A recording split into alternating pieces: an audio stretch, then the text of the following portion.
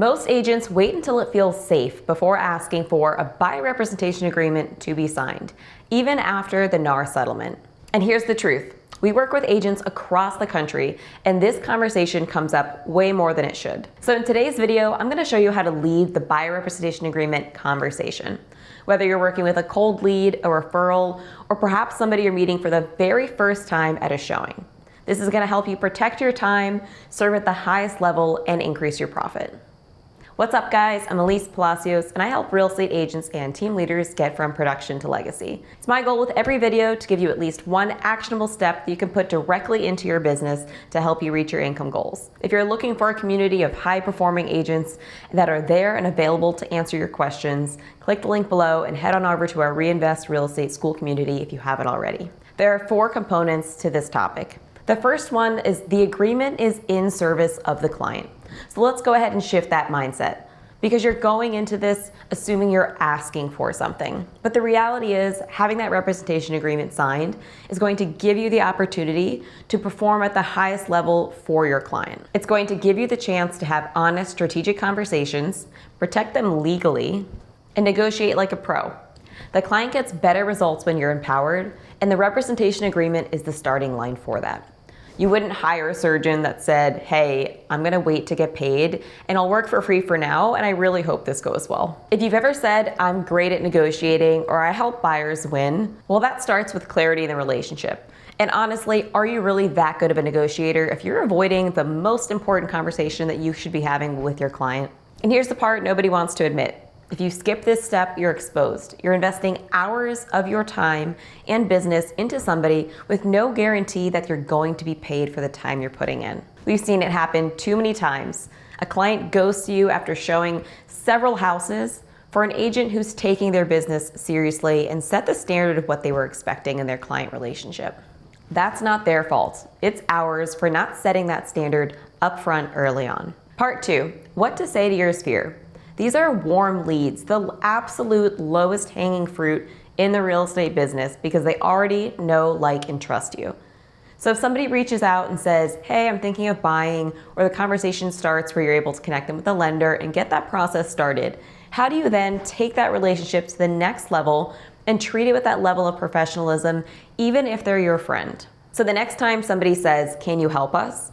Say absolutely. So the first step is going to be to schedule a buyer strategy session where we're able to go through and create a personalized timeline for your buying journey. But before that, I'll send over my buyer representation agreement.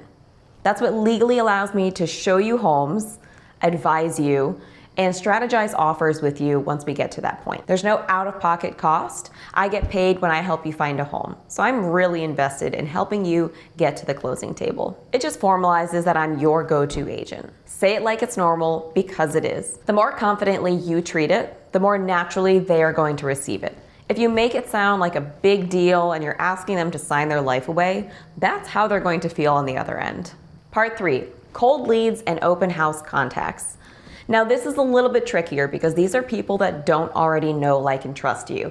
So you have to earn that. These could be online call-ins, people you met in an open house, a website registration. When they ask you to tour a home, that's all they're thinking that you provide. And it's your job at that point in time to take the lead and advise them on how this is going to go as they work with an agent and find a home. I'm happy to show you that property. I always do a quick buyer strategy session so I can learn a little bit more about what you're looking for to make sure we're in the best position possible if this home is the one for you. And before we meet, I'll send over my representation agreement. This is what's going to give me permission to work for you. It's going to define our working relationship, and it allows me to show you the property this week. Now, what happens if they push back? They say that the last agent that showed them houses didn't make them sign anything. And my response is always genuine. Yikes. Yeah, it's actually illegal to show houses in the state of Connecticut or wherever you are now within our settlement without having an agreement in place. So that's not really a great sign that that agent is running their business as a business. I don't run my business like that. I'm a professional and I make sure I follow things by the book, and that's how I treat you and our process to help you find a home as well. Now don't worry, I don't get paid until we get to the closing table, and I'll go over what that looks like, and there's a couple different ways that I could be paid. If they say they're not ready, get on that call, earn some trust by going through your buyer strategy session, and then approach the topic again.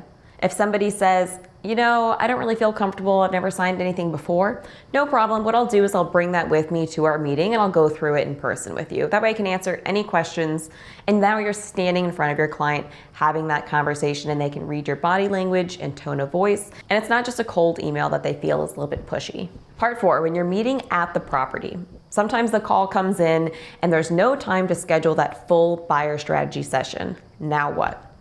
I always like to allude that there's going to be something to be signed once we meet at the property. You don't want to surprise somebody by saying, oh, hey, by the way, here's this contract before I open the door. I like to give a little bit of a hint towards it, but I don't go into too much detail to sound pushy and salesy up front without even having that FaceTime with a prospective client to earn their trust through my body language, tone, and professionalism. I'll use the property disclosures as an intro to the documents relating to the transaction. I'll say, hey, have you seen houses in person before? This right here is going to let me know if they've been clicking that button, connects me with an agent online, and going on one-off showings here and there, or if they have an agent already, or if this is their first time getting out there and seeing homes and it's brand new for them. I explain that the property disclosures is a set of documents that every seller in the state of Connecticut is legally obligated to fill out to the best of their knowledge. We might learn about the mechanicals or things they've updated, or if there's water in the basement and things like that. And then I'll lead that into, and I'll also be bringing another document with me, or I'll be also sending over via email, whatever you prefer. I prefer for a first time cold meeting to have a physical piece of paper with me because I think that's easier. You don't have the opportunity for somebody to review it, get scared, and then cancel their appointment altogether. So I say there's one other document that's legally required for me to be able to show you the property today. I'm gonna bring it with me, I'll go over it with you. Pretty standard document.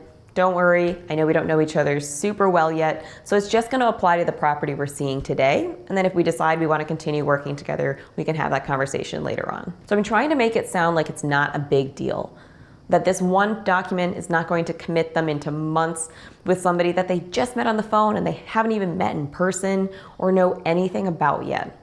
Think if you were in their shoes. If somebody said, hey, you have to sign this contract, I'd probably hang up the phone and click the button again to get connected with an agent who's not gonna make me feel uncomfortable. But if you're able to get in front of them, explain the document, and earn a little bit of trust by your professionalism so far, preparing them for what that moment is going to look like, then you're well ahead of the game. Then during the showing, what I'm doing is listening for their pain points. And then I'm going to be going through whatever part of the buyer strategy session that applies to the pain point they mention.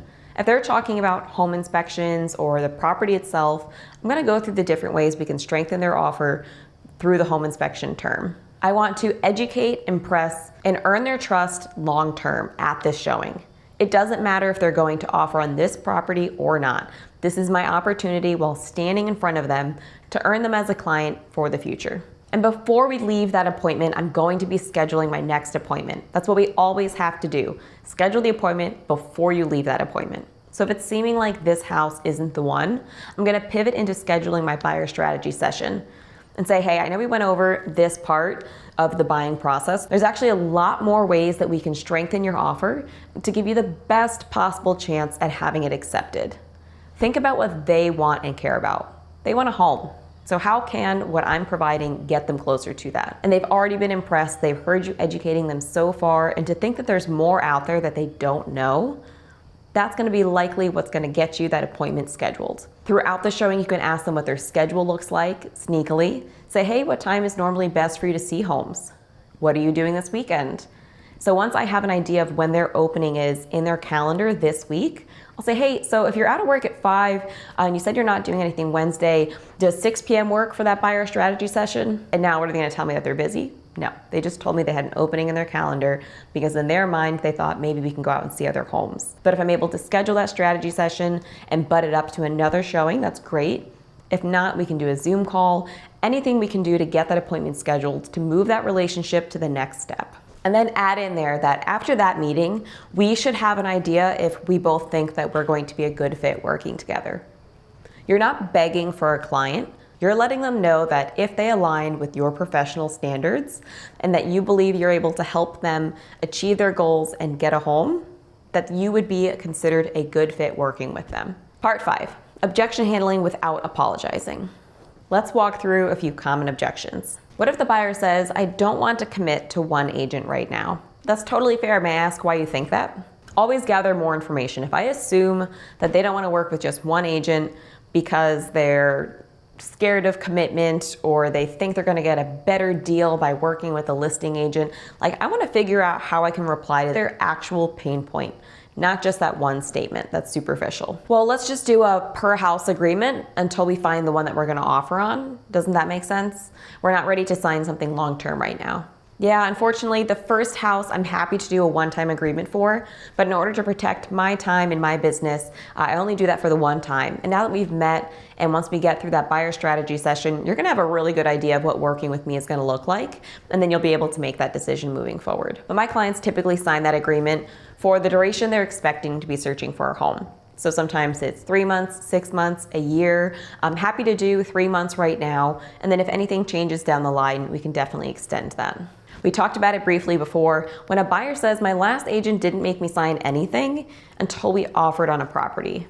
Now here's where I have the opportunity to separate myself from other agents. Unfortunately, that does still happen, and it doesn't take that much to become a licensed real estate agent, but I can say it does take a lot to be a really good one that maintains professional standards. And I unfortunately don't run my business like that. If you're willing to put one of the largest investments you're probably gonna make in your life in the hands of somebody that's not running a professional business, that's entirely up to you. This is how much care I'm going to put into every step of the transaction until we're at the closing table. And even beyond that, I'm going to be there for you. And then just let them sit with it. So often we wanna fill that silence and over-explain. But as soon as you hit that point of talking too much, now you're adding doubt into the conversation. If you can confidently state your perspective and the reasons why you run your business this way, that's all you have to say. Now let them process it and come to the decision of how they want to be moving forward. Stop giving away your work for free. Your time is valuable, your expertise is valuable, and all of those things together is gonna help somebody get to the closing table, which is really what they're looking for. So many agents out here are showing homes, writing offers, and even getting all the way to the closing table without anything in writing, guaranteeing they're going to get paid for their time. That is not a flex, it's a liability. The agreement doesn't pressure the client. It empowers you to show up and deliver and get them to the closing table. If you found this helpful, don't forget to click the link below and head on over to our Reinvest Real Estate School community where you can get access to the scripts, trainings, and so much more that's gonna help you perfect your buyer strategy session so you can lead this conversation with confidence. I'll catch you on the next video.